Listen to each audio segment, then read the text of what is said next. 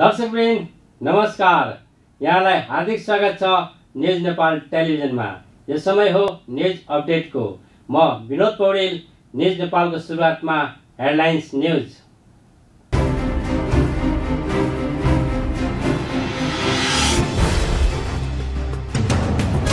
Corona संकटका बीच पनि budget कार्यान्वयन सन्तोषजनक रहेको अर्थमन्त्री डाक्टर युवराज खतिवड़ाको दावी। केन्द्रीय तथ्याङ्क विभागले अनुमान गरेको 2.3% हाराहारी नै आर्थिक वृद्धि दर कायम हुने भनाई। देशका विभिन्न प्रयोगशालामा गरिएको परीक्षणका क्रममा थप 167 जनामा कोरोना संक्रमण पुष्टि। संक्रमितको संख्या 17,344 पुग्यो। घरेलु साना तथा मझौला उद्यम र कोरोना प्रभावित पर्यटन व्यवसायका पक्षमा कदम चाल्न अर्थ समितिद्वारा राष्ट्र बैंकलाई पत्राचार। 5% ब्याजमा कर्जा प्रदान गर्ने गरी 1 खर्बको कोष खडा गर्न सरकारलाई निर्देशन। बिहीबारबाट काठमाडौँका सडकमा अधिकांश निजी कम्पनीले सुरु गरे सार्वजनिक सवारीको सेवा। स्वास्थ्य सुरक्षालाई मध्यनजर गरेर गाडी चलाएको भनिए पनि यात्रुको संख्या देखियो न्यून। इनफ इज इनफ समूह र सरकारबीच भएको 12 बुँदे सहमति सरकारले कार्यान्वयन नगरेको युवाहरूको आरोप। मन्त्री क्वार्टर अगाडि नै विरोध प्रदर्शन। आन्दोलन चर्काउने युवाहरूको चेतावनी। विदेशमा अलपत्र परेका नेपालीलाई उद्धार गरेर स्वदेश फिर्ता ल्याउन बनेको कार्यविधि 2077 पारित। सरकारले विदेशमा अलपत्र परेका नेपालीहरूलाई वैदेशिक रोजगार प्रबन्धन कोषको रकमबाट स्वदेश फिर्ता ल्याउने निर्णय। तुरुन्त हवाई सेवा सञ्चालन नगरे आन्दोलनमा उत्रने पर्यटन व्यवसायीहरूको चेतावनी। स्वास्थ्य सुरक्षा अवलम्बन गर्दै पर्यटन क्षेत्र खुलाउन व्यवसायीहरूको सुझाव। आर्थिक पुनरुत्थानका लागि कर्जाको पुनर्संरचना, कर्जा भुक्तानीको अवधि पुनर्तालिकीकरण गर्न काङ्ग्रेस अर्थ समितिको सुझाव। कोरोनाको असरमा परेका व्यावसायिक क्षेत्रलाई मौलिक नीति मार्फत राहत दिनुपर्नेमा जोड।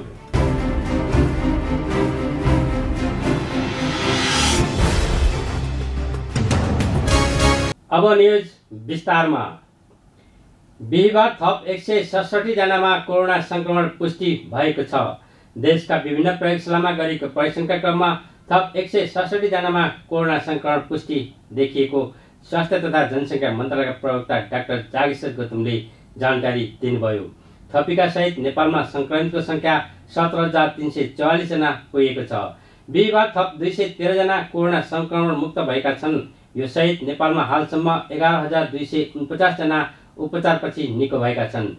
नेपालमा कुल संक्रमित मध्ये 64.85% निको भएका मन्त्रालयका प्रवक्ता डाक्टर गौतमले जानकारी दिनुभयो। नारायणी अस्पताल वीरगञ्जमा पर्साका 2 जना, बाराका 1 जना र रौतहटका 6 जना हुनुहुन्छ। भरतपुर अस्पताल प्रयोगशाला भरतपुरमा धनुषाका 1 जना, शुक्रराज ट्रपिकल तथा सरुवा रोग अस्पताल प्रयोगशालामा काठमाडौँका 1 जना, किटजन्य रोग अनुसन्धान तथा तालिम केन्द्र हेटौडामा नवलपरासी पूर्वका 17 जना, रौतहटका 6 जना र मकवानपुरका 3 जना हुनुहुन्छ। प्रादेशिक जनस्वास्थ्य प्रयोगशाला पोखरामा बागलुङका 2 जना र स्याङ्जाका 1 जना, प्रादेशिक जनस्वास्थ्य प्रयोगशाला रूपन्देहीका 1 जना र प्युठानका 1 जना, भेरी अस्पताल नेपालगञ्ज प्रयोगशालामा बाँकेका 8 जना, सुर्खेतका 2 जना, बर्दियाका 1 जना र दाङका 1 जना हुनुहुन्छ। पीसीआर प्रयोगशाला दैलेखका 6 जना, चौरजारी नगरपालिका प्रयोगशालामा रुकुम पश्चिमका 1 जना, सुर्खेत प्रादेशिक अस्पताल प्रयोगशालामा सुर्खेतका 1 जना, सल्यानका 2 जना र जाजरकोटका 2 जना हुनुहुन्छ। कर्णाली स्वास्थ्य विज्ञान प्रतिष्ठान जुम्ला प्रयोगशालामा मुगुका 1 जना, डडेलधुरा अस्पताल प्रयोगशालामा डडेलधुराका 8 जना, सेती प्रादेशिक अस्पताल प्रयोगशाला धनगढीमा अछामका 4 जना, कैलालीका 14 जना र कञ्चनपुरका 14 जना र बझाङका 1 जना हुनुहुन्छ। यसरी आज जम्मा संक्रमित हुनेहरूको संख्या 167 छ। हालसम्म नेपालमा 39 जना कोरोना संक्रमितको मृत्यु भएको जानकारी मन्त्रालयले दिएको छ। प्रतिनिधि सभा अन्तर्गतको अर्थ समितिले 5% ब्याजमा कर्जा प्रदान गर्ने गरी 1 खर्बको कोष खडा गर्न सरकारलाई निर्देशन दिएको छ। आगामी मौद्रिक नीतिका सम्बन्धमा अर्थ समितिले राष्ट्र बैंकलाई लिखित निर्देशन दिँदै यस्तो सुझाव दिएको हो। घरेलु साना तथा मझौला उद्यम तथा कोरोना प्रभावित पर्यटन व्यवसायका श्रमिक तथा कर्मचारीको पारिश्रमिक तथा व्यवसाय सञ्चालनका लागि 5% ब्याजमा कर्जा उपलब्ध गराउन 1 खर्बको कोष यथाशीघ्र खडा गरी प्रभावकारी रूपमा कार्यान्वयनमा ल्याउन अर्थ समितिले निर्देशन दिएको हो। कोरोनाका कारण अर्थतन्त्रका विभिन्न क्षेत्रका उद्योग व्यवसायमा परेको प्रभाव विश्लेषण गरी ती उद्योग व्यवसायमा प्रभाव भएको कर्जाको प्रभावको आधारमा पुनर्संरचना, ब्याज पूँजीकरण र पुनर्तालिकीकरण गर्ने नीति समावेश गर्न पनि समितिले सुझाव दिएको छ। बैंक तथा वित्तीय संस्थाबाट प्रदान हुने सहुलियतपूर्ण कर्जा कार्यक्रम अन्तर्गत वाणिज्य बैंकले प्रति शाखा कम्तीमा 10 र विकास बैंकले प्रति शाखा कम्तीमा 5 जनाको दरले सहुलियतपूर्ण कर्जा उपलब्ध गराई रोजगारी सृजना गर्ने विशिष्ट कार्ययोजना बनाई यथाशीघ्र लागू गर्न सुझाव दिएको समिति सभापति कृष्ण प्रसाद दाहालले जानकारी दिनुभयो। बैंक तथा वित्तीय संस्थाबाट प्रदान हुने सहुलियतपूर्ण कर्जा कार्यक्रम अन्तर्गत वाणिज्य बैंकले प्रति शाखा कम्तीमा 10 र विकास बैंकले प्रति शाखा कम्तीमा 5 जनाको दरले सहुलियतपूर्ण कर्जा उपलब्ध गराई रोजगारी सृजना गर्ने विशिष्ट कार्ययोजना बनाई यथाशीघ्र लागू गर्ने। विगतदेखि नै अनिवार्य रूपमा बैंकहरूले लगानी गर्नुपर्ने भनी छुट्याइएका क्षेत्र र बजेटले गरेका नयाँ व्यवस्था अनुरूपका क्षेत्रमा समेत अनिवार्य रूपमा लगानी हुने व्यवस्था गर्ने। बैंक तथा वित्तीय संस्थाहरूले निर्धारण गर्ने ब्याज दर बैंकहरूको मिलेमतोमा नभई माग र सन्तुलनको आधारमा निर्धारण गर्ने र तरलताको अवस्थामा हुने उतार चढावमा न्यूनीकरण गर्ने व्यक्तिगत व्यवस्था गरी कर्जाको ब्याज दर एकल अङ्क सिङ्गल डिजिटभित्र हुने वातावरण तयार गर्ने। अर्को, धेरै सङ्ख्याका साना व्यवसायीहरूले समेत पाउन सक्ने गरी पुनर्कर्जा प्रवाह सम्बन्धी कार्यविधि अझै परिमार्जन गर्नुपर्ने भए परिमार्जन गर्ने, अन्यथा भएको कार्यविधिको प्रभावकारी रूपमा कार्यान्वयन गर्ने। व्यवस्थापन कार्यालयले सरकारी ऋणपत्रको आधारमा ब्याज दर तय गर्न सकिने गरी विभिन्न मेच्युरिटीका ऋणपत्रहरू नियमित समय तालिकाको आधारमा निष्कासन गर्ने प्रबन्ध गर्न पनि सुझाव दिएको छ। समितिले लगानी मैत्री वातावरणको लागि आधार ब्याज दर र ऋणको ब्याज दरमा फरक एउटा वर्गका सबै बैंक तथा वित्तीय संस्थामा एउटै दर हुने व्यवस्था गर्न सुझाव दिएको छ। सरकारले छोटो दूरीका सवारी साधन सञ्चालन गर्न दिएपछि बिहिबारबाट काठमाडौँका सडकमा अधिकांश कम्पनीले सार्वजनिक सवारी सञ्चालनमा ल्याएका छन्। यसै केही कम्पनीले मात्र सवारी चलाए पनि बिहिबारबाट भने अधिकांश कम्पनीका सवारी साधन सञ्चालनमा आएका हुन्। सरकारले सार्वजनिक गाडी चलाउने निर्णय गरेपछि बिहिबारबाट साझा यातायातको बस सञ्चालनमा आएका छन्। त्यस्तै गोकर्णेश्वर यातायात, मयूर यातायात, सनिता यातायात, मनोमैजू यातायात, सुन्दर यातायातको बस सञ्चालनमा आएका छन्। त्यस्तै साना सवारी माइक्रो तथा सफा टेम्पो पनि सञ्चालनमा आएका हुन्। सडकमा सार्वजनिक यातायात गुडे पनि यात्रुको सङ्ख्या भने न्यून देखिएको छ। सवारी सञ्चालन गर्दा स्वास्थ्य सुरक्षालाई मध्यनजर गरिएको चालकहरूले जनाएका छन्। मेरो नाम रुद्र गौतम हो। म चाहिँ यस व्यवसायमा 7-8 वर्ष भयो लागेको। अहिले यो लकडाउन पछाडि हामीले जुन सार्वजनिक यातायात सुरु गरेका छौँ, म्याक्सिमम प्यासेन्जर हामीले 5-6 जना भनेको छ मापदण्ड अनुसार, तर 2-3 जना त्यस्तै बोकिराखेको अवस्था छ। जहाँसम्म यो उसको सुरक्षा सम्बन्धी छ, हामीले हरेक पटक गाडीहरूले सेनिटाइजर गरेर अनि आफू पनि सुरक्षित भएर आफूले पनि सेनिटाइजर बोकेर अनि त्यो लगाएर चलाइराखेको अवस्था छ। र हामी घर जाँदाखेरि के हुन्छ भने हामी सिधै सम्पर्कमा परिवारसँग नगएर पहिला हातहरू धोएर नुहाई गरेर अनि त्यस पछाडि मात्रै सम्पर्कमा जान्छ। नलाएको चढाएको छैन, आजदेखि निकाल्यो हो होइन। बस्दा अब रोगले भन्दा नि भोकले मर्ने बेला हो नि त सर, के गर्नु त भन्दा होइन। मास्क अनिवार्य रूपमा लाउनुपर्छ। मास्क लाइएन भने गाडीमा चढ्नै पाइँदैन। मास्क अनिवार्य हो। छ हामीले गाडीमै राखेको छौँ, सेनिटाइजर पनि राखेको छौँ, पन्जा लगाएको छौँ, त्यसको सुरक्षित अप्नाएको छौँ हामीले। यात्रुले पनि सार्वजनिक सवारी प्रयोग गर्दा स्वयं प्रयोगकर्ता पनि सचेत हुनुपर्ने बताएका छन्। आफ्नो सुरक्षा त आफै गर्नुपर्छ। अब यो कोरोना भाइरसको महामारीको सिलसिलामा तपाईँको हामीले आफ्नो सुरक्षा आफै गर्न कोसिस गर्नुपर्छ र हामी कसरी बच्छौँ, हामी कसरी सुरक्षित हुन्छौँ भन्ने कुरो हामी आफैले महसुस गर्नुपर्छ र हामीले यातायातमा चल्दा पनि हामीले आफ्नो सुरक्षा आफै गरेर पातलो मान्छे सिटमा बसेर यात्रा गर्दाखेरि केही असर पर्ला जस्तो मलाई लाग्दैन। आफू सुरक्षित भएपछि कोरोना भाइरस पनि अब सुरक्षित गर्न सकिन्छ होला जस्तो मलाई लाग्छ। सरकारले सीट क्षमताको बढीमा आधा यात्रु राख्नुपर्ने, सार्वजनिक यातायात सञ्चालन गर्दा चालक र सहचालकले मास्क पन्जा अनिवार्य लगाउनुपर्ने, ढोका र यातायातका साधनभित्र सेनिटाइजर राख्नुपर्ने, यात्रुले पनि मास्क अनिवार्य लगाउनुपर्ने गरी सवारी साधन चलाउन अनुमति दिएको थियो। यसअघि सरकारले आफूसँग गरेको सम्झौता कार्यान्वयनमा ढिलाइ गरेको भन्दै इनफ इज इनफ समूहले बिहिबार पुनः प्रदर्शन गरेको छ। इनफ इज इनफ अभियन्ताको समूह र सरकारबीच 12 बुँदे सहमति भए पनि एक साता बितिसक्दा पनि सरकारले सम्झौता कार्यान्वयन नगरेको भन्दै युवाहरूले बिहिबार ललितपुरको पुल्चोक स्थित मन्त्री क्वार्टर अगाडि नै प्रदर्शन गरेका हुन्। विभिन्न माग राखेर इनफ इज इनफ अभियन्ता इसान अधिकारी सहितका युवाहरू अनसन समेत बसेका थिए।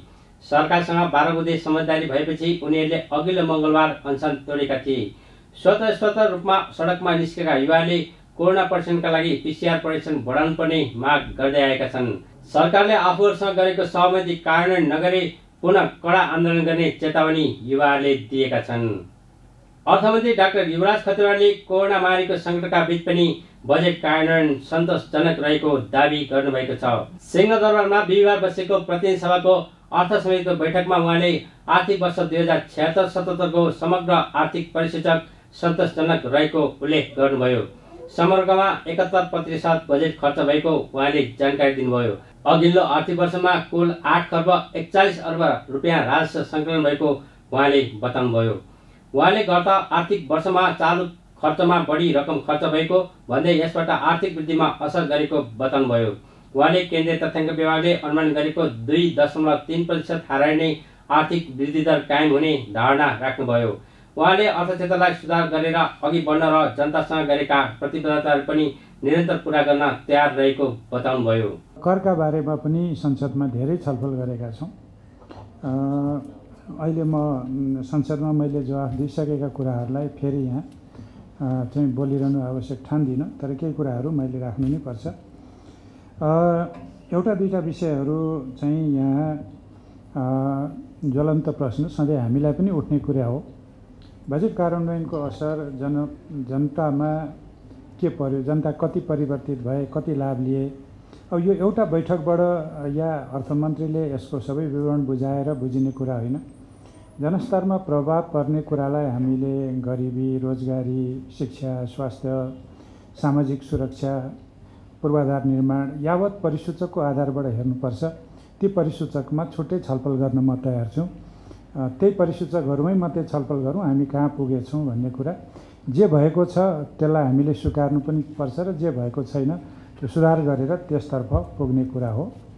दोस्रो कुरा, हामीले जनता समक्ष प्रस्तुत गरेका प्रतिबद्धताहरू हामीले फेरि के गर्यौँ 5 वर्षमा भन्ने कुराहरू गरिरहँदाखेरि म यति चाहिँ आश्वस्त तुल्याउन चाहन्छु कि हामीले धेरै कुराहरू पुरा गरेका हुन्छौँ। सबै कुरा पुरा नहोलान्, धेरै समस्याहरू छन् बिचमा, तर पनि धेरै राम्रा कामहरू गरेका छौँ भनेर हामीले चाहिँ आफ्ना चाहिँ मतदाता समक्ष, नेपाली जनता समक्ष भन्न सक्ने आधारहरू खडा हुन्छन्। यसमा माननीय सदस्यज्यूहरूलाई म सुनिश्चित हुन पनि अनुरोध गर्छु। र मूलत खरिद ऐन भन्दा पनि हाम्रा खरिद प्रक्रिया अहिलेको प्रस्तावित ऐनमा चाहिँ यो टेन्डरको अवधि, मूल्याङ्कनको अवधि, अवार्ड गर्ने अवधि सबै छुट्याइएको छ। त्यो पास भयो भने अलिकति समय त घट्छ, त्यो एउटा विषय छ। अर्को चाहिँ यो बजेट कार्यान्वयन र यो अब अहिलेको आर्थिक यो कार्यविधि र वित्तीय उत्तरदायित्व ऐनले त्यो चाहिँ उत्तरदायी, लेखा उत्तरदायी अधिकृत भनिया छ।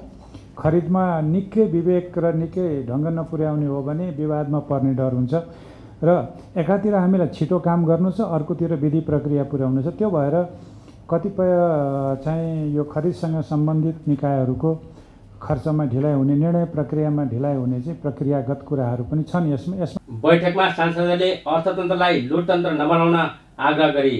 पूर्व अर्थमन्त्री ज्ञानेन्द्र बहादुर कार्कीले अहिलेको अर्थतन्त्र सही दिशामा नगएको तर्क गर्नुभयो। गैर जिम्मेवारी र लुटतन्त्रको लागि एउटा चाहिँ ढोका खोल्ने चाहिँ अवस्था छ। त्यसैले अहिले म अर्थमन्त्रीजीलाई र यो सरकारलाई एउटा विश्वसनीय वातावरण यो सरकारले गर्न सक्छ, यो सरकार ठिक दिशामा गएको छ भन्ने पनि तपाईँहरूले इम्प्रेसन दिन सक्नु भएको छैन। त्यो इम्प्रेसन अहिले सृजना गर्नु चाहिँ जरुरी भइसकेको कुरा म यहाँ चाहिँ अर्थमन्त्रीजी मार्फत सरकारलाई पनि भन्न चाहन्छु। र बाढी पहिरो हामीले एकै दिनमा रोक्न सक्दैनौँ। आज बाढी पहिरोबाट जुन किसिमको विनाश र जुन किसिमको मानिसको जीव र धनको जुन क्षति भइराखेको छ यसतिर गम्भीर हुनु पर्यो। र 2 वर्षमा कमसे कम हामीले धेरै देशका इतिहासहरू हेरेका छौँ, धेरै देश कसरी विकास गरेको छ त्यसको हामीसँग धेरै अनुभवहरू छ। त्यसैले यो हाम्रो जुन भौगोलिक वातावरण छ यसलाई बाढी पहिरोबाट रोक्नका निमित्त हामीले के कदम चाल्ने, के बजेट विनियोजन गर्ने र त्यो बजेट विनियोजन भएको कुरा अनुगमन गर्ने कि नगर्ने र त्यसबाट प्रभाव पार्न, त्यसबाट जनता प्रभावले प्रतिफल पाउने कि नपाउने त्यतातर्फ पनि ध्यान दिनु जरुरी छ।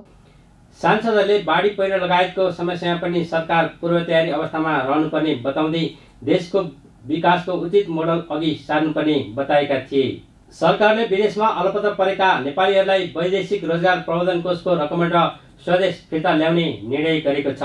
बिहिबार मन्त्री परिषद बैठकको निर्णय सार्वजनिक गर्दै सरकारका प्रवक्ता तथा अर्थमन्त्री युवराज खतिवड़ाले कोरोना कहरका कारण विदेशमा अलपत्र परेका नेपालीहरूलाई उद्धार गरेर स्वदेश फिर्ता ल्याउन बनेको कार्यविधि 2077 पारित गरेको जानकारी दिनुभयो।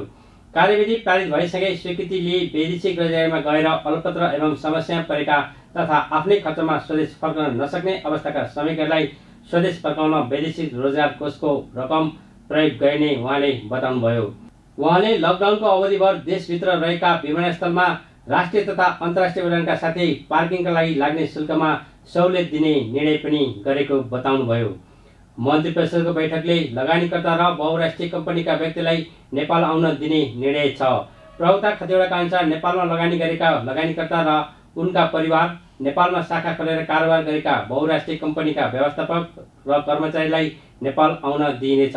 त्यस्तै अन्तर्राष्ट्रिय गैर सरकारी संस्थाका पदाधिकारी र कर्मचारी, त्यसैगरी उद्योग कलकारखानाका मेसिन मर्मतको लागि चाहिने दक्ष विदेशी प्राविधिकलाई सम्बन्धित मन्त्रालयको सिफारिसमा स्वास्थ्य मापदण्ड पालन गरेर नेपाल आउन दिइने मन्त्री खतिवड़ाले जानकारी दिनुभयो। मन्त्री परिषदले सञ्चार माध्यमहरूका लागि नवीकरण शुल्क छुट दिने निर्णय पनि गरेको छ। राष्ट्रिय प्रसारण नियमावली 2077, रेडियो सञ्चार नियमावली 2077 र चलचित्र नियमावली 2077 संशोधन गरी सञ्चार माध्यमलाई लिइने नवीकरण शुल्क छुट दिने व्यवस्था गरिएको प्रवक्ता खतिवड़ाले बताउनुभयो। कोभिड-19 को महामारीका कारण सञ्चार माध्यमलाई सहुलियत स्वरूप यस्तो छुट दिएको उहाँले जानकारी दिनुभयो। बैठकले विभिन्न स्थानमा भन्सार कार्यालय स्थापना गर्ने निर्णय पनि गरेको छ। यो सबैलाई जानकारीको लागि उपयुक्त हुने हुनाले त्यो थप विषय पनि म यहाँहरूलाई सुनाउँछु। खास गरी हामीले रूपन्देहीमा स्थित भैरवा स्थित गौतम बुद्ध अन्तर्राष्ट्रिय विमानस्थल सञ्चालनमा ल्याउँदा त्यो अन्तर्राष्ट्रिय विमानस्थल हुने हुनाले भन्सार बिन्दु त्यहीँ रहनुपर्ने हुनाले त्यसलाई भन्सार बिन्दु कायम गर्ने एउटा विषय छ। त्रिवेणीको भन्सार कार्यालयलाई स्तरोन्नति गरेको छ, त्यसकारण त्यसलाई पनि भन्सार बिन्दु तोक्ने गरी निर्णय गरिएको छ। दार्चुलामा पनि भन्सार कार्यालयको रूपमा स्थापना हुँदैछ र त्यसको लागि चाहिँ टिङ्कर, झोलुङ्गे बगर, व्यास छाँगु र डल्लु चाहिँ क्षेत्र पनि त्यो भन्सार क्षेत्र भनेर कायम गरिएको छ र केही भन्सार बिन्दुहरूको कार्यक्षेत्र परिवर्तन गरेको छ।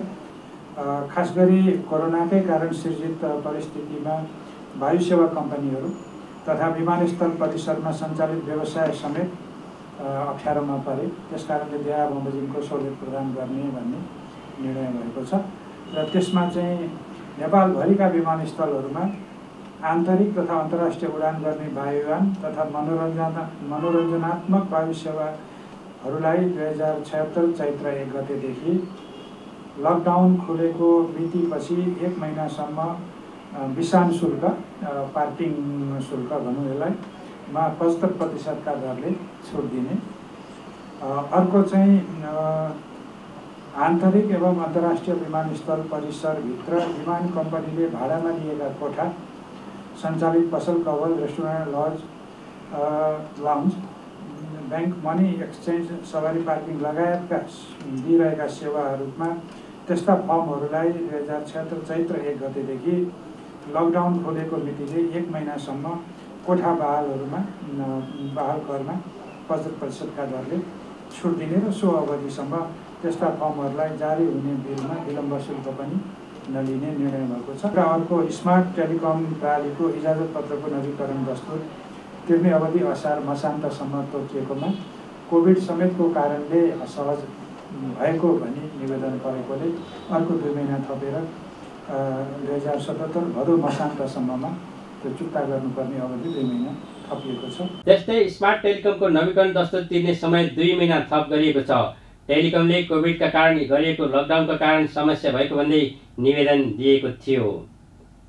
लकडाउन सुरु भएको 4 महिना बितिसके तापनि पर्यटन क्षेत्र खोल्न सरकारले पहल नगरेको भन्दै पर्यटन व्यवसायीले आन्दोलन गर्ने चेतावनी दिएका छन्। विभिन्न पर्यटनसँग सम्बन्धित सङ्घ संस्थाहरूले बिहिबार काठमाडौँमा संयुक्त रूपमा पत्रकार सम्मेलन गर्दै अगस्त 1 देखि आन्तरिक र अगस्त 15 देखि अन्तर्राष्ट्रिय उडान सुचारू नगरी आन्दोलन गर्ने चेतावनी दिएको हो। स्वास्थ्य सुरक्षा अवलम्बन गर्दै व्यवसाय गर्न वञ्चित गरेको Nepal association of tour and travel agents एसोसिएसनका अध्यक्ष अच्युत गरागाईले बताउनुभयो। पर्यटन क्षेत्रको दिगो विकासका साथ पर्यटन वर्ष घोषणा गर्दा कोरोनाले प्रभावित भएको र यसको पूर्ण प्रभाव आफूहरूलाई परेको उहाँको भनाइ छ। हवाई यातायातसँगै सरकारले पर्यटकीय यातायातलाई पनि सञ्चालनको इजाजत दिन उहाँले आग्रह गर्नुभयो। पर्यटन क्षेत्रको दिगो विकासको परिकल्पना साथ नेपाल भ्रमण वर्ष 2020 को औपचारिक उद्घाटन गर्दै सुरु भएको कोभिड-19 को कारण नेपाल समेत प्रभावित भई चैत 11 गतेदेखि पूर्ण रूपमा बन्दाबन्दी भई हाल आंशिक रूपमा खुलापन आए पनि होटल, रिसोर्ट, होमस्टे, हवाई तथा सार्वजनिक पर्यटक सवारी यातायात लगायत समग्र पर्यटकीय क्षेत्रहरू पूर्णतः बन्द नै छन्। आन्तरिक तथा बाह्य उडान ठप्प भएसँगै नेपाली पर्यटन उद्योग शून्य हुँदै असीमित दायित्व वहनसँगै ऋणात्मक भई 10औं लाखको रोजगारी तथा अर्बौंको लगानी समेत सङ्कटमा परेको छ। कोभिड-19ले विश्वमा परिरहेको प्रभावलाई हेर्दा तुरुन्त पूर्ववत अवस्थामा फर्कन नसक्ने स्पष्ट देखिन्छ भने पर्यटन जस्तो संवेदनशील क्षेत्र सबैभन्दा प्रभावित भएको र केही वर्षसम्म निरन्तर भइरहने निश्चित प्राय छ।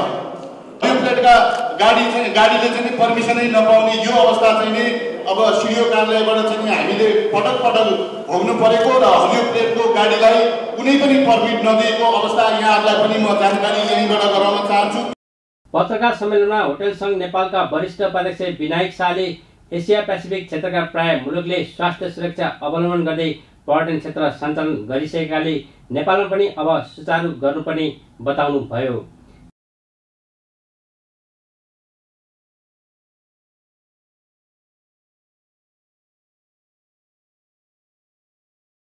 व्यवसायहरू सुन्ने मात्रै होइन, हामी ऋणात्मक भइसकेका छौँ।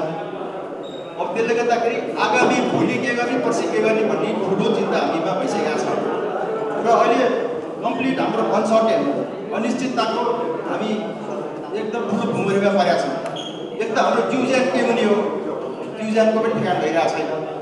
अब त्यसपछि हाम्रो व्यवसाय, हाम्रो जीवनयापन कसरी अगाडि बढ्छ भन्ने कुराहरू असाध्यै गाह्रो छ। त्यस कारणले अब छिमेकका राष्ट्रहरू लगायत धेरै राष्ट्र, एसिया प्रशान्त क्षेत्रमा धेरै राष्ट्रहरूले आफ्नो टुरिज्मलाई बिस्तारै खोलेको अवस्था हो आज। र अब डोमेस्टिक एयरलाइन्स, इन्टरनेसनल एयरलाइन्स, हाम्रो इन्टरनेसनल बोर्डर्सहरू बिस्तारै खोल्ने अवस्थामा छ। हामीले त्यो अहिले गर्न सकेनौँ भने हामी निकै पछाडि पर्छौँ। किन हामीलाई तयारी गर्नलाई होमवर्क पनि चाहियो। किन नेपाललाई माया गर्ने मान्छेहरू संसारभरि धेरै छ। मेरो आफ्नै केस गर्दाखेरि मसँग युरोपियन अल्पाइन क्लबका मान्छेहरू जसले चाहिँ नेपालमा बुकिङ गरेका छन्, अक्टोबर नोभेम्बरको सिजनदेखि हामी नेपाल आउन तयार छौँ भनेर बसिरहेको छ। हो अब नर्मल टाइम छैन, हामी धेरै मान्छे ल्याउन सक्दैनौँ। अब कोभिड पनि तुरुन्त जानेवाला छैन। व्यवसायले हवाई सेवा समग्र पर्यटनको गतिविधिको आधार भएकोले नियमित उडान नभएको अवस्थामा नेपाल नागरिकले समेत महँगो शुल्क तिर्न बाध्य भएको बताए। नेपाली कांग्रेसको अर्थतन्त्र केन्द्रित विशेष समितिले आर्थिक पुनरुत्थानका लागि कर्जाको पुनर्संरचना, कर्जा भुक्तानीको अवधि पुनः तालिकाकरण गर्न सुझाव दिएको छ। कांग्रेस पार्टी कार्यालय सानेपामा बिहिबार पत्रकार सम्मेलन गर्दै समितिका संयोजक डाक्टर रामशरण महतले कोरोना महामारीबाट उत्पन्न चुनौतीहरूको सामना गर्न विभिन्न सुझाव दिँदै ब्याजको पुँजीकरण गरेर कर्जा व्यवस्थापनमा लचकता अपनाउनु पर्ने समेत बताउनुभयो। कोरोनाको असरमा परेका व्यावसायिक क्षेत्रलाई पनि मौद्रिक नीतिले जोड दिनुपर्ने उहाँले बताउनुभयो। अब अर्को उद्देश्य भने यो चाहिँ खास गरेर चाहिँ अब उसको लागि इकोनोमिक रिभाइभ पुनरुत्थानको कुरो हो। अर्को चाहिँ दीर्घकालीन आर्थिक वृद्धिको लागि पनि मद्दत पुर्याउनुपर्छ। दीर्घकालीन आर्थिक वृद्धिको लागि चाहिँ इन्ट्रेस्ट रेट घट्नुपर्छ। अहिले इन्ट्रेस्ट रेट बढी छ, जसले गर्दाखेरि इन्ट्रेस्ट रेट कम भएको खण्डमा चाहिँ अब लगानीलाई प्रवर्धन गर्न मद्दत पुग्छ। कस्ट अफ क्यापिटल पनि घट्छ, जसले गर्दाखेरि लगानी इन्करेज गर्न त्यसले मद्दत गर्छ। त्यसको लागि कर्जा वृद्धि हुन्छ, आर्थिक वृद्धि चाहिँ बढ्छ। अब त्यसकारण चाहिँ त्यसलाई सिंगल चाहिँ के अरे सिंगल डिजिटमा 9%सम्मको ब्याज भन्दा चाहिँ माथि नजाओस् भनेर चाहिँ इन्ट्रेस्ट रेट घटाउने एउटा नीति सेन्ट्रल ब्याङ्कले मौद्रिक नीतिमा अगाडि आउनुपर्छ। अर्को कुरो चाहिँ के भने अहिले हुन त क्रेडिट त नेपालमा बढिराखेको छ। अब ग्रोथ रेटको तुलनामा क्रेडिटको फ्लो निकै बढेको छ। जस्तो नेपालको अहिलेको चाहिँ एकदमै राम्रो चाहिँ सुधार आयो। ग्रोथ रेट भएका विगत वर्षहरूमा पनि 6% एभरेज हुँदाखेरि चाहिँ राम्रै मानिन्छ, त्यसलाई नराम्रो होइन। तर क्रेडिट फ्लो चाहिँ 20% भन्दा बढी बढेको छ। किनभने चाहिँ क्रेडिट फ्लो चाहिँ केवल प्रोडक्टिभ सेक्टर र चाहिँ इम्प्लोइमेन्ट बढ्ने सेक्टरमा मात्रै क्रेडिट गएको छैन। विदेशबाट आउने सामान खरिद गर्नको लागि चाहिँ बढी क्रेडिट गएको छ। विदेशबाट चाहिँ महँगा सामान अनप्रोडक्टिभ सेक्टरमा चाहिँ खर्च गर्ने, पर्सनल कन्जम्सनको लागि अनि कन्स्ट्रक्सनको लागि चाहिँ बढी क्रेडिट गएको हुनाले चाहिँ जुन रूपमा क्रेडिट फ्लो बढेको छ त्यो रूपमा त्यही डिग्रीमा त्यही एक्सटेन्टमा चाहिँ अब इकोनोमिक ग्रोथ रेट बढेको हुँदैन। त्यसकारण चाहिँ अब अलिकति सस्टेनेबल ग्रोथको लागि चाहिँ अलि अब त्यसतर्फ प्रोडक्टिभ सेक्टरमा बढी होस्, इन्भेस्टमेन्ट होस्, अब त्यसरी जानुपर्छ। त्यसकारण चाहिँ ग्रोथ रेट र के अरे इकोनोमिक जिडिपीको ग्रोथ रेट र लोन ग्रोथ रेटको रूपमा कमसेकम चाहिँ एउटा तादात्म्यता आवश्यक भन्ने चाहिँ कुरा हो। अनि अर्को एउटा पक्ष चाहिँ के छ भने अब नेपालको यहाँलाई पनि धेरै जानकारी छ। अब सरकारले चाहिँ नि खर्च गर्न नसकेको पैसा चाहिँ नि खर्च गर्न क्यास चाहिँ नि नगद क्यास चाहिँ नि राष्ट्र ब्याङ्कमा डिपोजिट गरेर थुप्रो गरेर राखेको हुन्छ। समितिले उत्पादन वृद्धि र मुद्रास्फीति नियन्त्रण पर्ने हुँदा चालु मूल्यमा मापन गरिने कुल राष्ट्र उत्पादनको वृद्धि दरलाई मौद्रिक नीतिको मुख्य लक्ष्य बनाउनु पर्नेमा पनि जोड दिएको छ। हामी न्युज अपडेटको अन्त्यमा आइपुगेका छौँ। जाँदा जाँदै हेडलाइन्स न्युज पुनः एक पटक।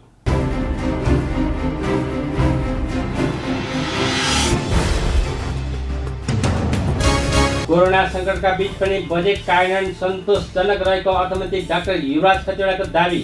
केन्द्रीय तथ्याङ्क विभागले अनुमान गरेको 2.3% हाराहारी नै आर्थिक वृद्धि दर कायम हुने भनाई। देशका विभिन्न प्रयोगशालामा गरिएको परीक्षणका क्रममा थप 167 जनामा कोरोना संक्रमण पुष्टि। संक्रमितको संख्या 17,344 पुग्यो।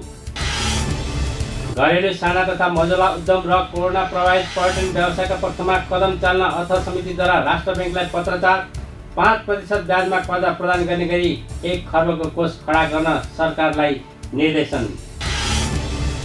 बिहिबारबाट काठमाडौँका सडकमा अधिकांश निजी कम्पनीले सुरु गरे सार्वजनिक सवारीको सेवा। स्वास्थ्य सुरक्षालाई मध्यनजर गरेर गाडी चलाएको भनिए पनि यात्रुको संख्या देखियो न्यून। इनफ इज इनफ समूह र सरकारबीच भएको 12 बुँदे सहमति सरकारले कार्यान्वयन नगरेको युवाहरूको आरोप। मन्त्रीक्वार्टर अगाडि नै विरोध प्रदर्शन।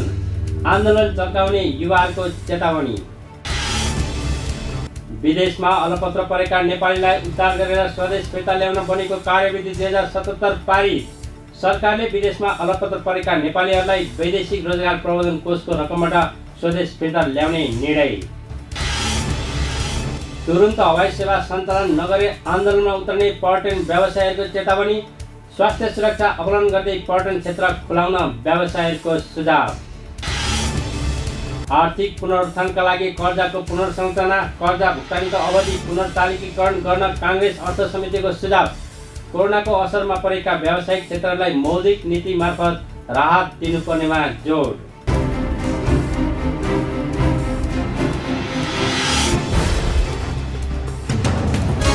दर्शकवृन्द, अहिलेलाई न्युज अपडेट यति नै। निरन्तर न्युज अपडेटका साथ हामी पुनः उपस्थित हुनेछौँ। हेर्दै रहनुहोस् न्युज नेपाल टेलिभिजन। नमस्कार।